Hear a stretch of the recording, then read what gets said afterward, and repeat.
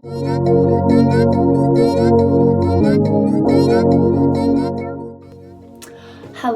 everybody. So today I am trying out a new hair mask from Influenster. So it is made by they're making products that actually make a difference in your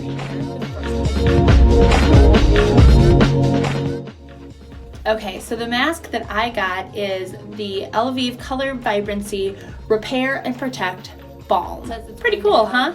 Overprocessed, dry, distressed, damaged hair, inches of snow outside. So yeah, with it, it's the lifeless adult because it isn't moisturized no matter what I do. So just like how masks can make a huge difference in our skin, masks can make a huge difference in our hair. So I'm super excited to try it. So I did really like how this felt on my hair. I will say it does have a pretty strong scent. I mean, to me, it's very floral and it's very reminiscent of, wow. So I just blow dried my hair. No lift of any sort, no shine spray, and this is awesome.